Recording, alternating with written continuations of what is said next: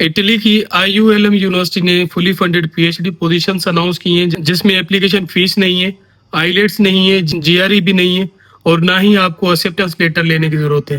Hello friends, welcome to study in Italy series. Italy की ILM university जो कि Italy के मिलान रीजन में है और प्राइवेट यूनिवर्सिटी है, लेकिन आप इसमें अप्लाई कर सकते हैं। वैसे इस यूनिवर्सिटी में 100 यूरोस एप्लीकेशन फीस है।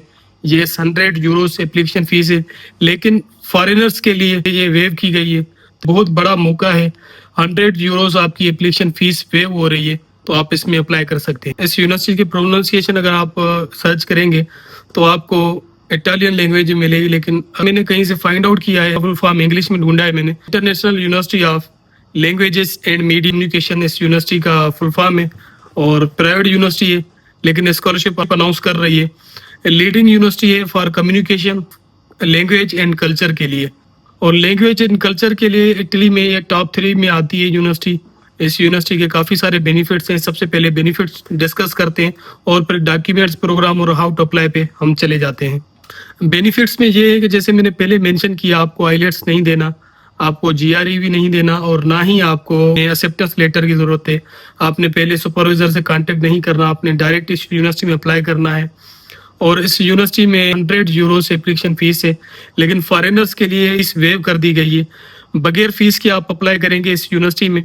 और इस यूनिवर्सिटी की अगर स्टाइपेंड की बात करें तो तकरीबन 16,243 यूरोस आपको दिया जाएगा, जो कि 50 से 55 लाख से भी ज्यादा बनते हैं सालाना, जो कि माहाना 1353 यूरोस बनते हैं। और PKR में 4,40,000 प्लस तक आपको पर मंथ मिला करेंगे। और 50% आपको रिसर्च ग्रांट दी जाएगी अब्रॉड के लिए। अगर आप फॉरेन में अपने रिसर्च करना चाहते हैं तो 1 साल तक आपको 50% एक्स्ट्रा ग्रांट दी जाएगी और 10% आपको कॉन्फ्रेंसेज और मोबिलिटी के लिए भी अलाउंस मिला करेगा। इसके अलावा आप IULM यूनिवर्सिटी की जो रिसर्च सेंटर्स हैं या जो कंपनीज हैं उसके साथ कोलैबोरेशन कर सकते हैं। चलते हैं डॉक्यूमेंट्स पे और फिर हम प्रोग्राम्स पे आते हैं। डॉक्यूमेंट्स के लिए सबसे पहले आपके पास यूरोपास CV होनी चाहिए। यूरोपास CV कैसे बनती है मैंने ऑलरेडी वीडियो बनाया हुआ है, लिंक डिस्क्रिप्शन में दे दूंगा, आप डिटेल में जाके देख सकते हैं।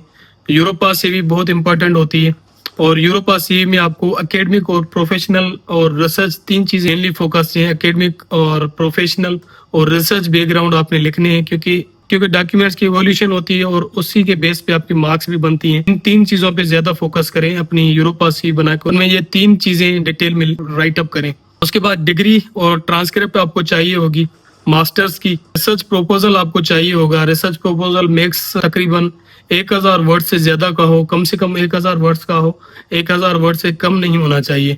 और रिसर्च प्रपोजल में आप ऑब्जेक्टिव्स लिखेंगे, मेथोडोलॉजी लिखेंगे और बाइब्लोग्राफी लिखेंगे। थीसिस का एब्स्ट्रैक्ट आपको चाहिए होगा। इस यूनिवर्सिटी में आईलेट्स के बगैर आप अप्लाई कर सकते हैं, तो इंग्लिश प्रोफिशिएंसी सर्टिफिकेट आपको चाहिए होगा। 2 रिकमेंडेशन लेटर्स आपको चाहिए होंगे। और ऑप्शनल डॉक्यूमेंट्स में ये है कि पब्लिकेशन अगर आपके पास है तो आपने वो ऐड करनी है। आपकी जो डॉक्यूमेंटेशन का मार्क्स बनती है वो, उसमें आपको इससे फायदा हो सकता है। और उसके अलावा आपके पास एक्स्ट्रा सर्टिफिकेट है, ऑनलाइन आपने कोई कोर्सेज वगैरह किए हैं, कॉन्फ्रेंसेज अटेंड किए हैं, वो आपको चाहिए होंगे। प्रूफ ऑफ रिसर्च एक्सपीरियंस के अगर आपके पास सर्टिफिकेट है तो वो भी काफी यूजफुल है, वो भी आपने अटैच करने हैं। अब हम चलते हैं प्रोग्राम्स में कि कौन कौन से प्रोग्राम्स है।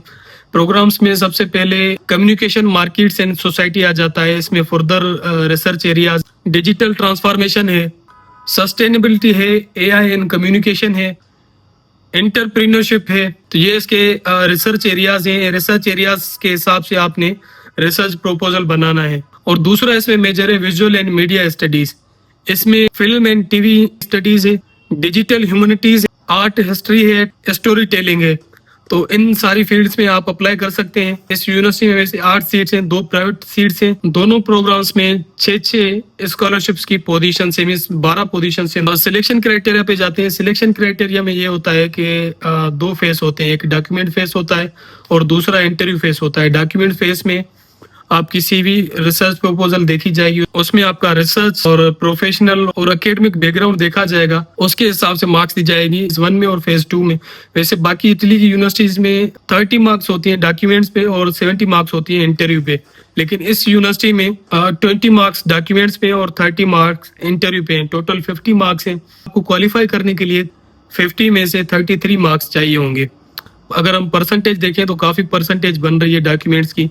और इंटरव्यू में ये होता है कि आपके रिसर्च प्रपोजल के बारे में पूछा जाता है, उस पर ज़्यादा डिस्कशन होती है और क्रॉस क्वेश्चनिंग होती है आपसे, और थोड़ी बहुत आपकी लैंग्वेज देखी जाती है।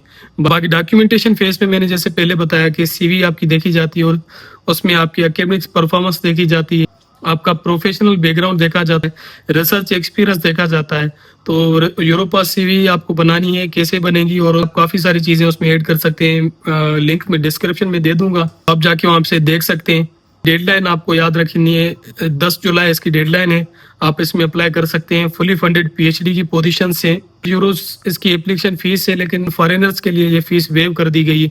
तो ज़्यादा से ज़्यादा आप अप्लाई करें, और इसमें आपके मेजर्स नहीं है तो आप अपने दोस्तों को इस वीडियो में मेंशन करें कि ये वीडियो आपके लिए काफ़ी बेनिफिशियल रही होगी।